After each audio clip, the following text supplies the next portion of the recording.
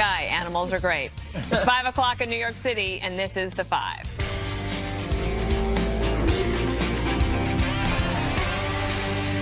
President Trump not backing down in the battle over how to deal with the caravan. The president saying he'll stop migrants from entering the United States.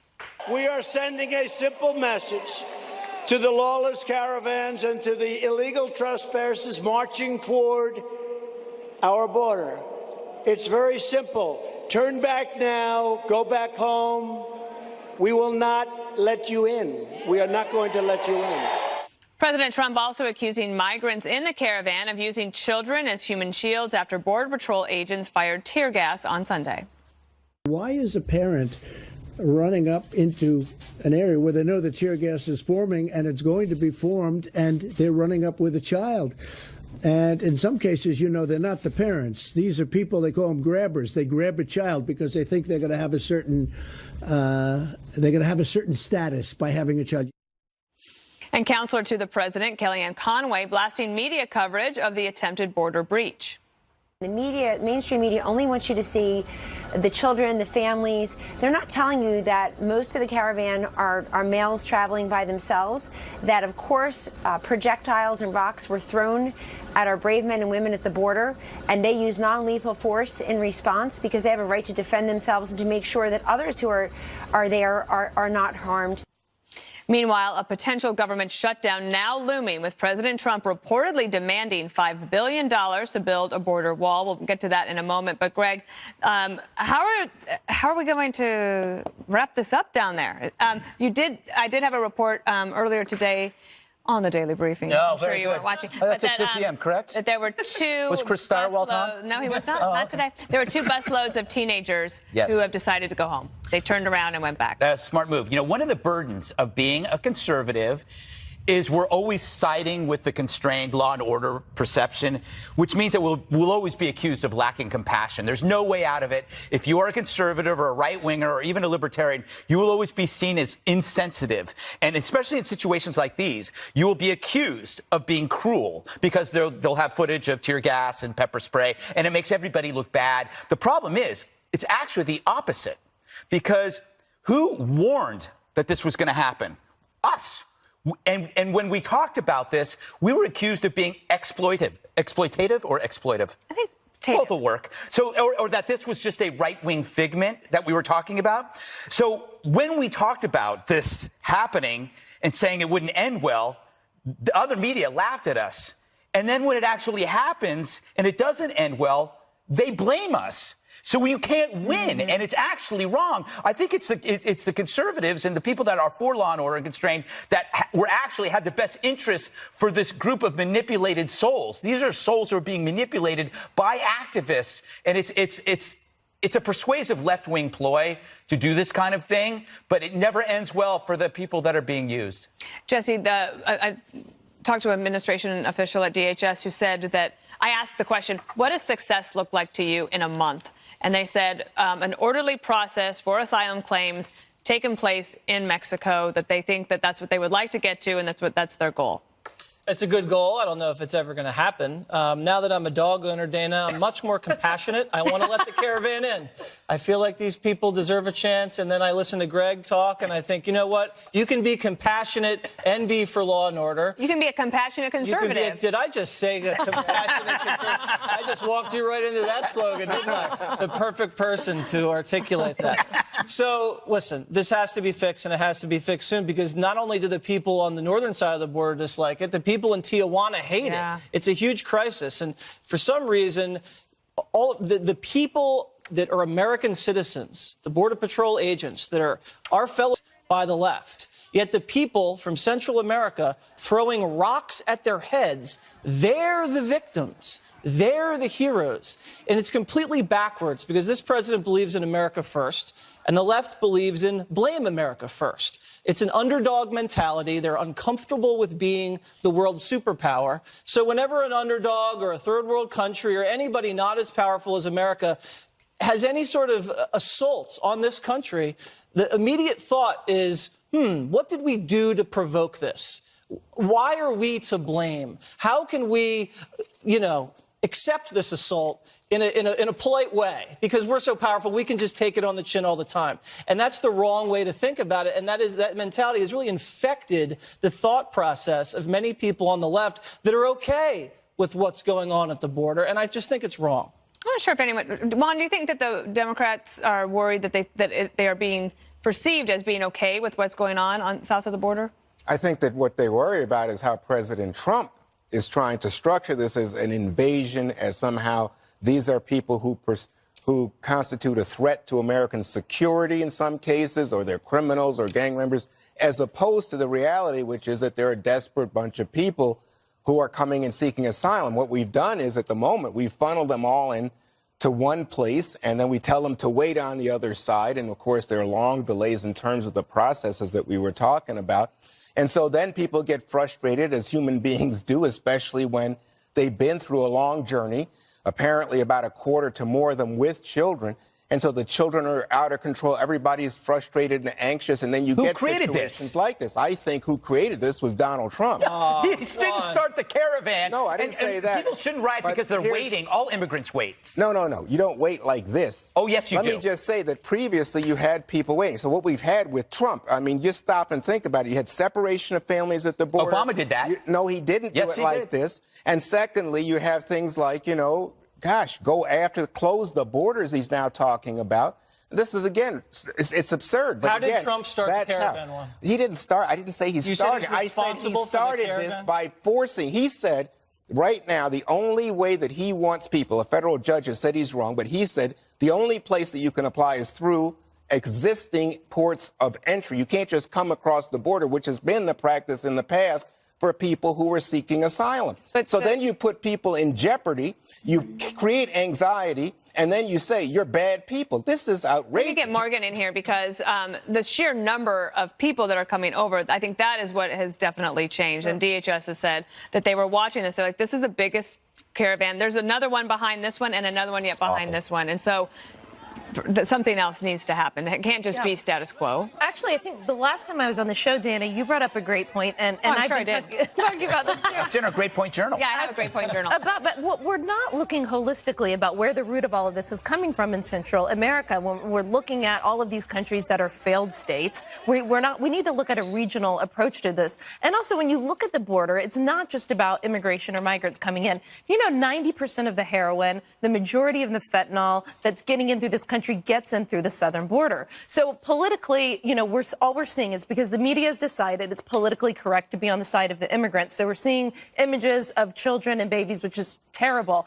I could also take you to every region of the world. I could take you to Syria. I could take you to Afghanistan. I could take you to the Middle East. I could take you to Africa and show you pictures of women and babies that would break our heart. But the whole world can't come here. So we have to figure out, who do we help, why, and we can't discount the national security aspect of this, of an insecure border with drugs and many illicit things coming across. So it's a much bigger problem, but everyone is just taking political pot shots at each other right now. I want to just double down on Greg's point, because Juan said something that Trump is responsible for what we're seeing right here. A month ago, Donald Trump warned the Central American governments, stop this. We're going to pull away your aid. Please don't let them come. He warned Mexico, don't let them come. And then he said, you know what? If you come here, we're not going to give you asylum. And if you try to cross the border, we're going to detain you until we process you and not do catch and release. And he has warned about this. He said there's going to be violent clashes. He's tried to bolster the southern border. And now when you have a situation where all these warnings have been unheeded by these people and by the media, they get there, they throw rocks, they disperse them with tear gas, which is law enforcement 101. Obama did it 80 times. Obama did it 80 times. No one said a word. And then Trump is to blame, Juan. Trump's been trying to stop this from the jump. Right. No, I just said, when you construct a situation where you force people into an untenable situation, but he didn't force them. He did, because of the ports of entry argument, which is why they're all right now stacked up into Tijuana. Or else it could be, just crossing illegally over the border, and then you got the coyote problem, then dying in the desert. And you have more caravans And coming. that would also be Trump's fault, apparently. Yeah, they chose this border. We got to move on. President Trump is blasting Robert Mueller amid some major new developments in the Russia probe. But more on that when we return. Trump unloading on who he's calling conflicted prosecutor Robert Mueller, claiming the special counsel is doing tremendous damage to our criminal justice system. This comes on the heels of new developments in the Russia investigation. First, Paul Manafort's legal team pushing back against the special counsel, saying that he torpedoed his plea deal by repeatedly lying to investigators. Also, Manafort and WikiLeaks are hammering The Guardian over a report the former Trump campaign chair met with Julian Assange. Manafort slamming the story as totally false. And constitutional law professor Alan Dershowitz is warning about a biased and potentially damaging report coming from Mueller. The president has to be ready, and his team has to be ready, because Mueller is not going to produce a neutral report. He's not going to be fair. He's going to produce what he believes is going to be a devastating attack. He's going to put together everything. He's going to use information from Manafort and others without necessarily disclosing that they're liars. And so the president's team has to be ready. All right, Juan, so this report in The Guardian says that Paul Manafort met several times at the Ecuadorian embassy in London with Julian Assange, the WikiLeaks guy, and the people at the place never logged the visits. There was no substantiation of the visits. They have cameras all over London. None of the video footage shows him going in. They're saying it's totally false, this report. What do you think? How do we know? So as you point out, there's reasons to be skeptical. On the other hand, The Guardian says that they have seen, evidence of Manafort flying from Ukraine into, I think it's through Frankfurt to London. So I don't know. I mean, that they put their credibility on the line. We'll have to judge when we find out more, Jesse. But what is clear here is that if it was true, does it still make a difference? Because it's early in the process. I think the last time they have him visiting is March of 16, which is before we know exactly about the relationship of the hacking of the Democratic emails, and the like. So if you have that, then do we really know that there was anything more than just chit-chat? Was it directly related to having Assange release the hacked emails in a way that undermined the Clinton campaign by playing into the whole Russian propaganda thing that said, oh, Hillary's a thief. That's the real news of the day, as opposed to anything to do with Donald Trump. All right, well, they're calling it fake news, and we have no idea.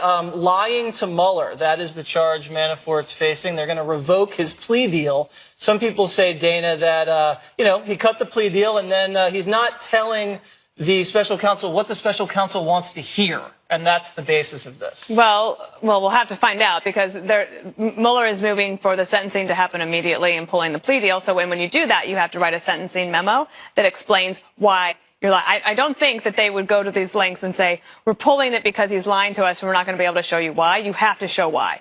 Right. So when he does that, you can judge whether or not it's just fake or if it was real. I mean, if you lie to the FBI, there are consequences for it. I don't see this ever ending, Greg. This is now approaching 2 years. It doesn't show any signs of winding down, does it? It's like The Simpsons. Just have a new season. It's like 30 years going. Manafort, I love the Manafort. I agree with you, Juan.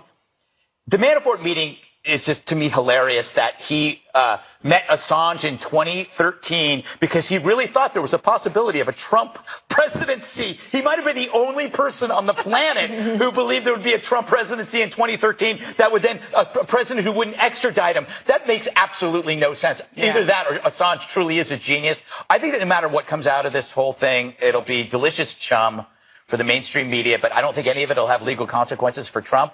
And meanwhile, you're going to have to look at these metrics, which is war compared to the past, not bad. Crime, it's declining globally. Poverty, eradicated in most parts of the world. Economy, GDP, jobs, wages.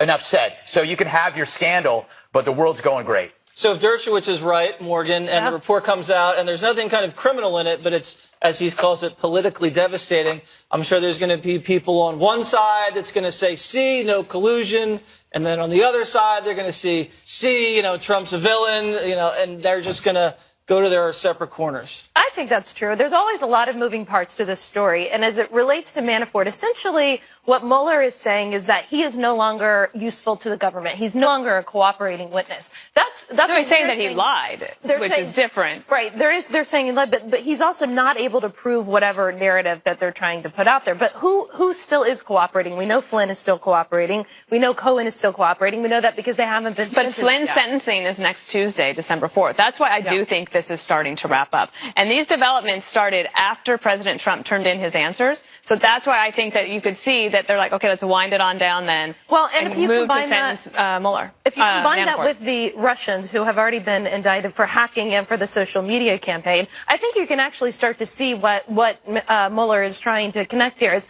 did Flynn, Manafort, Cohen, any of these guys have any interaction with the Russians who have already been indicted? And the big thing that I'm looking for is, will there be an Assange indictment coming out as well? We had that story a couple weeks ago. Was that in there? So if you see an Assange indictment, you see the Russians on 2 different counts have already been indicted. Is there a way? This is what the whole There's thing about. another person that's cooperating. That's Robert Gates, who is Manafort's partner. So how could Mueller know that Manafort was lying?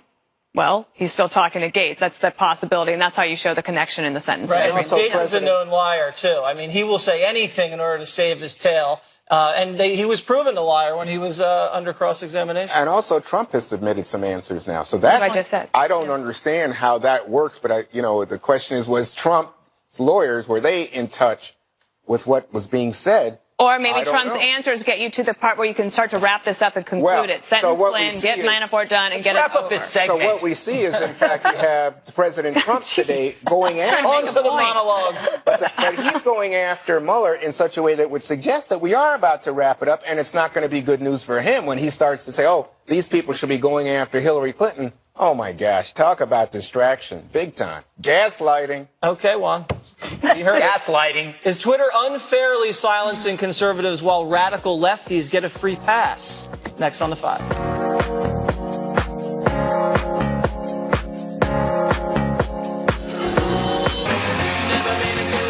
So after much outcry, Twitter has reinstated the account of conservative Iraq War veteran Jesse Kelly after he was permanently banned, for violating the platform's policies. Which policies? Not sure, since Twitter really hasn't said. We do know it wasn't for being anti-Semitic, because Louis Farrakhan is still welcome. But look, Twitter's a company. It can toss anyone it wants. If I own a bar and you're being a jerk in that bar, you're gone. The question here, though, is who stays and who goes. If this guy was kicked off for being a jerk, then let's kick off all the jerks, right? But then there goes Twitter. But if the guy actually harassed someone, Twitter should have said so. So it makes you wonder if Twitter's treatment is fair. And would they have changed their minds if Jesse hadn't been on Tucker last night? They've given me no explanation, as they told Congress they would give explanations. All they sent was an email that said you are permanently banned and you can't appeal it for repeated rules violations. Only I don't violate their rules. I don't cuss at people on there. I don't harass people on there. I don't do any of those ugly things that some people do. So Twitter's going to become what they are. All of a sudden, my account vanished like a Hillary Clinton email. Tucker did not blink once during that. Now, I don't know what Mr. Kelly said to get him in hot water, but the trend is larger than any one dude. It's part of a larger think culture where groupthink monitors and activists, mainstream media websites, and social justice mobsters target dissenters. And this attack typically goes in one direction, left to right. The right rarely tattles, so Twitter thinks they don't matter. So make a bad joke, use the wrong pronoun, God help you. You'll get doxxed, annoyed at home, fired from Google, kicked off Twitter. What's the solution? Well, to paraphrase writer Walter Kern, as Twitter seems to limit expression, it's starting to feel like tacit approval to stay. So maybe it's time to move on and start some freedom of our own. So I do think that I'm ambivalent about this, Dana, because when I say, like, I get off Twitter, it's because we all have the Five. So we have a place that we can express our opinions. And so I say, I hate Twitter, get off Twitter. But, like, if someone like Jesse Kelly is kicked off Twitter, he doesn't have a place to go and shout like I do or you do. Because you shout a lot. And you make a good point about Twitter it's a private company, so it can make these decisions. But Tucker brought up last night that increasingly these private companies are acting like media companies. Right. And media companies are actually regulated differently, and there's a lot of heat on all of Silicon Valley. Yeah. But the regulatory push is coming from the right and the left, but for different reasons. And I don't think it'll actually end up getting to any solution. Yeah. But at this point, I think you're right. Like, there's no other place to go for people to. Yeah. I guess there is. I mean, if you go to Facebook. Yeah. Then you got those problems. Every place has a problem. Except here, Jesse. Not Waters World. That is a land of peace and harmony. Do you think Twitter isn't actually acting as a bouncer, but they're responding out of fear from focused pressure? Like if 3 people get on Twitter and they just bombard them. Because that's how I feel. Yeah, I think liberals might complain more and target conservative speech more actively. I don't think conservatives really care that much when liberals go off, because they go off so often, except someone that's high profile like Louis Farrakhan. That, I think, is a huge double standard. Jack Dorsey, the CEO, admitted there's a huge institutional problem at Twitter. He says conservative employees, quote, don't feel safe to express their opinions at the company. And it's a big problem. And I think over 90% of donations in the 2016 presidential cycle from Twitter and other social media companies went to Hillary Clinton. And remember when Twitter actually deactivated Donald Trump's account. Some guy, some random dude in like, you know, the back of the company deactivated the president of the United States account. Look at these other people, conservatives, who've been deactivated or, you know, suspended. James Woods, Laura Loomer, Alex Jones, Candace Owens, Roger Stone, Anthony Cumia. I'm not defending anything these guys did to say, you know, or said to get, you know, booted, but I can't find one prominent liberal that Twitter's shelled. There's a feminist that just got thrown off for saying She's that from there Canada? was that 2 genders. And I would hasten to say that Alex Jones is conservative. He's a conspiratorialist. Okay, So whatever you want to call him. All the lists that Jesse just read off, all those, Alex Jones and the like, a lot of those people are conspiracy theorists. And what we are. Not James Woods. Okay, and what we're experiencing in this country is a tremendous spike in hate crimes and the kind of... And fake hate crimes. Well, but I'm saying most of it's coming from the right. Not exactly. No, the fake hate crimes are coming from the left. I think most of it comes from the right. And I think as a country, but also as a company for Twitter, to Dana's point, you have to figure out how to manage this. Because there's one level at which you say, you know what, this is an open platform. Everybody has a right to say anything they want to say. But when it's used to perpetuate hate, bullying, misogyny, anti-Semitism, as you point out by Farrakhan, I think that they do have some responsibility to say this is wrong. Of course. I think Jack Dorsey, he should be asked about Farrakhan every single time anyone interviews him or before he goes before Congress. I mean, that's the most egregious. But I think that something else as Twitter has done is it's completely taken the veil off the objectivity of reporters. I mean, when I logged on last night, I was looking at some of the reporters, political reporters, taking their time to make fun of Melania Trump, our First Lady's White House Christmas decorations. And I thought, you know, I actually go on Twitter to try to see what's breaking, what reporters, what stories have written, what my friends have written. But taking, that's just one like microcosm of an example of how reporters are like, what are you doing as a political reporter making snarky comments about White House Christmas decorations? That's no value to society. Isn't that good for us to see it? I think it's a positive thing. What you're saying is true, but I'd like to know what those guys are thinking to see what's behind them. You know, because they're actually telling you what they really think. But Twitter is the one social media platform that I go on where I get really angry and pissed off when I go on it, when I see this stuff. When I go on Instagram, I'm seeing people's like, I see Dana's dog, I see my friends' dogs and kids. Same thing for Facebook. So I'm the opposite. Twitter has a value add, you know, if we want to learn things, but there's no sort of like rules of engagement, especially for people that are supposed to be unbiased. Wait a second. Snark? You didn't know reporters are a bunch of snarky jerks? I do. Oh, well, I can tell you, I'm a snarky jerk. I mean, people who sit around, who cover powerful politicians. Well, I'm snarky too. I don't mind snarky. But, yeah, okay. Well, I'm just saying that's the reality. So if you see it there, snark just goes in one direction. In fact, no, it's not. But I just think when you look at something like, you know, and this is the holiday season, people start talking about how people dress. Who was at the party? This is what human beings do. I don't think that's out of the bounds. Do you know the one thing that we don't talk about is that how Twitter operates under the illusion of being free, like when in fact we're the product. Right? Because their advertising is based on our audience, our group, our followers. So it's like it costs us nothing to be on Twitter and we think it's free, but actually we are their product. It's kind of gross. That's the whole internet, right? And they're losing money because they haven't figured out a way to profit. Yeah. All right. Global outrage follows a scientist's new claims about designer babies. The controversy next. Welcome back. Major new ethical questions being raised in the debate over so-called designer babies. A Chinese scientist now claiming to have made the world's first genetically edited human. The researcher saying he altered the DNA of twin girls born a few weeks ago to make them resistant to HIV and AIDS. While many in the scientific community are doubting the development, others have been saying China's been doing this successfully for years. What do you think, Morgan?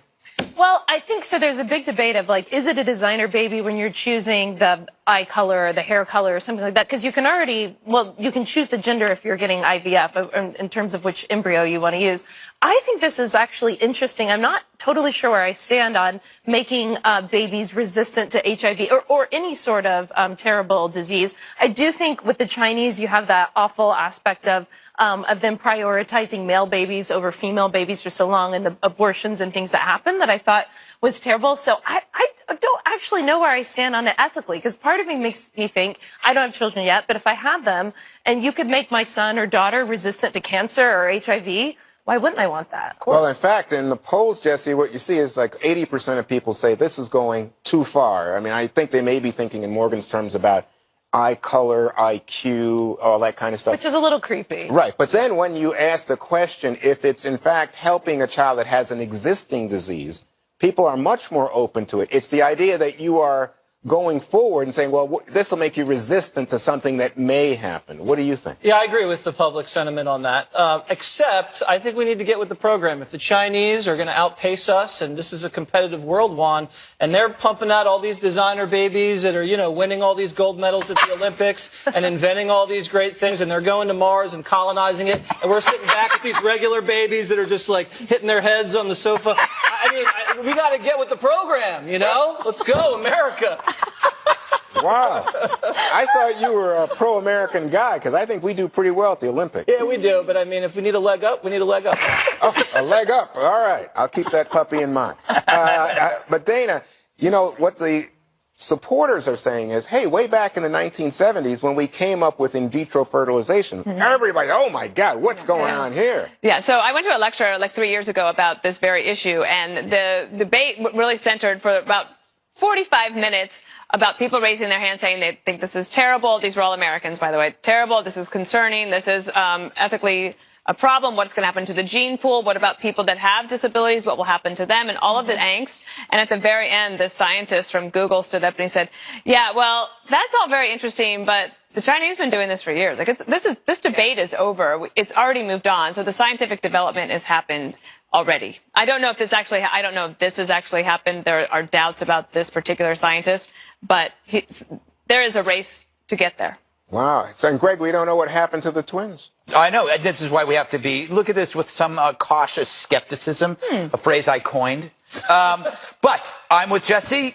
Edit the hell out of these babies, because if I had the technology and we were expecting, I would want the baby born without the crying and pooping all over the place gene. A gene that said, okay, imagine your wife gives birth to a baby that pops out, right? Adorable as hell, that says, oh, hello, Mom. Thank you for having me. I'm just going to pop to the loo. So he has a British accent. He's adorable. He can use the bathroom. It's called a nanny. You just skip all the bad stuff. You just manipulate the genes. So you have a tiny little British adult in a baby body who's very polite and uses the bathroom. Greg, you could make your baby tall. I could. But you know what? Why would I? Why would I? Maybe I'd want him to stay that size forever, because babies are so adorable. Yeah, well, especially with the British accent. You could make Frankenstein. Yeah, I mean, you could make your Frankenstein. You can make anything. But here's the thing. So what the researchers say is, even if this guy had success and made the babies more resistant to disease, it's a good thing. We don't know what it does to future generations, because we can't anticipate the consequences of the gene manipulation. But I think we'd all want a child that doesn't get, HIV and doesn't get cancer and all that other stuff. Well, we'll see where it goes. At least the rich, for one thing, if this is possible, the rich are going to do it. That was the other part of they want to live forever. The debate was about the ethical piece of it in terms of the inequality. Like the rich will be able to afford this. Silicon Valley are already doing this. Absolutely. Yeah, but let me ask you, do you think the rich have benefited from all this plastic surgery? I don't think so. I look great. You manipulate genes so you don't have to get plastic surgery. Well, I don't know, but I'm saying, it's like we talk about the economic inequality of who gets to use the DNA manipulation, but who gets to use plastic surgery. It's the rich. I'd rather aspire to be rich enough to have a designer baby. Oh. But did you see the movie Idiocracy? It's Yes. like totally against I think your it's premise playing that all around America all at the the idiots moment. have it. Oh, unnecessary, Yeah. Juan. No, what were you saying, Morgan? No, I was just saying the movie Idiocracy. It's a comedy. It's all about how, like, you know, the idiots outnumber the smart people. Because women like me, I know, Mom, wait till we're too old to have children. Oh, no. Never too late. Sorry, Mom. All That's right. a Thanksgiving discussion. My angst for Thanksgiving is coming out. Chick-fil-A firing back at a campus crusade against the restaurant chain. Details are ahead right here on The Fox. Okay, Chick-fil-A hitting back against Rider University after administrators remove the fast food chain as possible campus dining option because they're communist, despite the students' wishes. The school is claiming that the restaurant isn't welcome because of its Christian values and attitudes towards the LGBTQ community. Great, can't speak today. It's LGBTQ. I'm sorry. Thank you. The Chick-fil-A denies this in a statement, quote, "Our restaurants and licensed locations on college campuses welcome everyone. We have no policy of discrimination against any group, and we do not have a political or social agenda." Juan, I'm very passionate about this because I love Chick-fil-A, and I think public funding should be taken away from any university who doesn't support Chick-fil-A. What do you think? I'll have an order of the grill strips. I think they're delicious. You know what? Only a Democrat would order grilled chicken. Why? Because as a It's gotta Southerner, be you want. fried. Yeah, well, that's possible. God-fearing Americans But let me order just say, fried I think chicken if you at want Chick-fil-A. great fried chicken, you would not be going to Chick-fil-A. Where do I you mean, go? you would go. I mean, you could go down south to like Gus's or in New Orleans. What is that?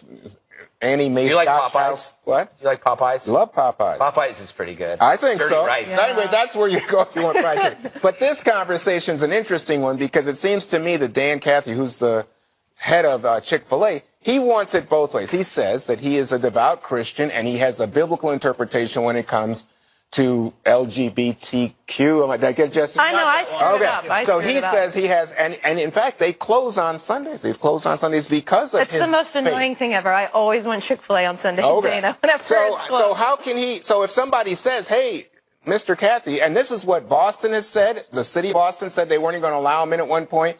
The city of Pittsburgh said we don't want you to sponsor our kids' stuff because they say what you're saying about gay people is going to hurt gay people and hurt their families, offensive to people. And as the government, we choose not to. But Dana, embrace it. I don't see the CEO coming out and I mean this controversy that he donated to traditional marriage causes with like 2013. What I see is a very well-run company where people are incredibly happy to work there. When I go to Chick-fil-A, all races, all great genders, service. They have I'm an sure amazing there's plenty training of gay program. people who work at Chick-fil-A. Well, and you don't see like students at Hillsdale College are not like basically saying, "Oh, we don't want any of these other companies to come because they donated to Nancy Pelosi." I mean, that just it doesn't happen the other way. And David Brooks this morning in his column in the New York Times was talking about this difference between the new progressives, the younger progressives are quite militant, and it's frustrating, I imagine. We see it here with Juan sometimes, pulling your hair out because you want to see, you believe in the First Amendment, people's free rights, civility, all these things, but these younger people, they don't think that way. That's a great column in the Times, by the way. Thank you. Really enjoyed But Jesse, I mean, I think the first argument that I hear is that whenever you start talking about Chick-fil-A, people bring it back to the cake, people who bake the cakes and say, "Oh, if you don't want to, bake a cake for a gay couple and how that's wrong," and they sort of always, I feel like, conflate these two issues whenever you just have plenty of private CEOs who have their own opinions about political issues. Well, here's what's going on, I think. The students want it because it's cheap and it's tasty, and the administration didn't want it because it's gauche, and they don't want to put on weight because they're old. If you're older than 40 or 50, you can't eat Chick-fil-A. People don't like it. They think they're going to get fat. They think it's unhealthy. And so they're trying to deprive their own student body of unhealthy fried chicken because they don't think it's very cool to, say to their friends, "Oh, yeah, my school has Chick-fil-A. Can you believe it?" It's about PR for these people. So what else, Greg, do you think that we should read the ban packet? from I universities? think Jesse What needs other a new food show groups? called Jesse's Generalizations. It's going to be on Fox Nation. Fox Nation. Okay. To Dana's point, it's the tyranny of militant voices. You don't need very many. You only need 4 or 5 militant voices to fill a company or a college with fear.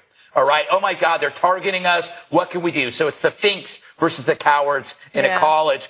And this goes back to the point I made a while ago, that if we all share the risk, they can't get us all. If everybody says, you know what, you can't scare us, you can yell at us all we want, we're still going to have Chick-fil-A. The problem is, colleges, they're the weakest. They are the weakest. They don't want They don't want any trouble, man. And you see this in company HRs as well. Their PR, they all get scared. They all, like, if they see something on Twitter, like a mob, they freak out. Remember in Chicago, Rahm Emanuel? I'll never have Chick-fil-A here while people are dying in his streets. I mean, talk about priorities. Yeah, but I mean, they didn't want this PR on this local story. Now, the 5 is covering Rider University doing this, so I think it backfired. And where is the Chick-fil-A producers? Yes. I mean, seriously, how can we do this segment without chicken? We need some sweet tea. The sweet tea? Sure. Are you kidding? We had a birthday today here at the 5, and you know what the prize was? What? Chick-fil-A shakes. Ooh. Made from live chickens. The peach mug shug's the best. Okay, one more thing is up next.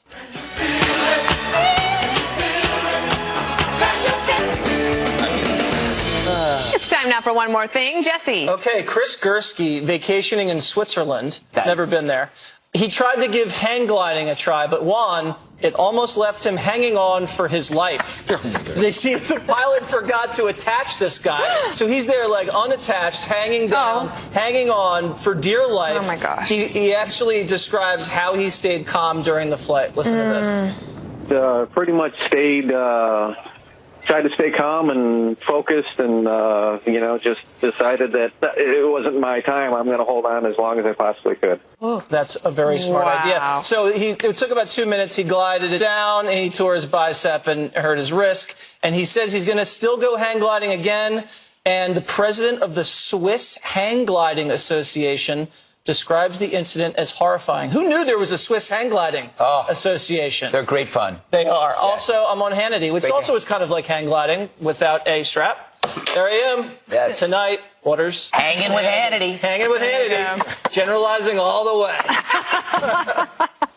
Okay, today is Giving Tuesday. You might have heard about that. This is tis the season, and Tuesday is the day where you can focus and do some good for other people before the end of the year. Of course, also you get in there before the tax man cometh. I chose 3 this year. Mercy Ships, of course, I like them. I promise you, these people, they do all these great surgeries in West Africa. They never waste a dollar. I also love Companions for Heroes. This is run by Dave Sharp. He's a veteran himself, and he figured out a way to match rescue dogs with veterans that have PTSD that need their help. So that's awesome. And then I added a new one this year for me, Canine Companions for Independence. You might have seen Spike. He's being raised by the producer of the Daily Briefing, Jen Williams. So check it out. And Fox News is pretty amazing. They're matching employee donations. So think about that, guys. Only 3, Dana? Wow. 3 that I mentioned. You're a compassionate conservative. Wow. 3 charities. Anyway, tomorrow is the premiere of the Fox Nation show, One Smart Person and Greg Gutfeld. And you got to check it out. I'm not going to tell you who the smart person is, although most of you people can probably predict who it might be. But it's great, 4 p.m., and it is not Scott Adams. Can we drink now? Yes. No, it is. It is. Yes, all right, of course. Time for this. What does he have on? Animals are great. I can't believe you got to double one more thing for this. Animals are great. Animals are great. Especially a French bulldog who sings along with his rubber ducky. Check this out. Look at that. He steps on it, gets the sound, and then sings along with it. I don't know about you, but when I look at that, it makes me think one thought. You know what that thought is? Animals are great. Animals are great. Animals are great. Nice hat. Juan. Talk about free thinking. Oh, my goodness. Anyway, a week after fires burned down much of Paradise, California, the local high school teams returned to the basketball court yesterday. Both the boys and girls teams played their rival, neighboring Chico High School. The boys won, the girls team lost, but the big story came before tip-off. Both teams stood together holding hands. The deadliest American fire in a century killed at least 88 people. Every girl on the Paradise team, with one exception, lost her home. Ooh, wow. More than 200 people still missing. All the proceeds from the game are being donated to Paradise High School athletics. Go team, go. Indeed. Good job, girls. Morgan, wrap us up. Okay, so this Thanksgiving weekend, we were able to also celebrate my grandmother's 80th birthday. So my grandmother, beautiful. thank you. I hired a hair and makeup artist that came and we took family pictures. I think that she looks absolutely amazing for 80. She's watching right now. She's going to be embarrassed that I am revealing She's gorgeous. her age. I saw this on Instagram. That's the makeup artist right there. That's me and my granny. And so we're celebrating her birthday still this week. Mary White. I just want to say, Granny, this is our whole family. I love you more than anything in the world. Very nice. Happy 80th birthday. I'm tearing up now, but you mean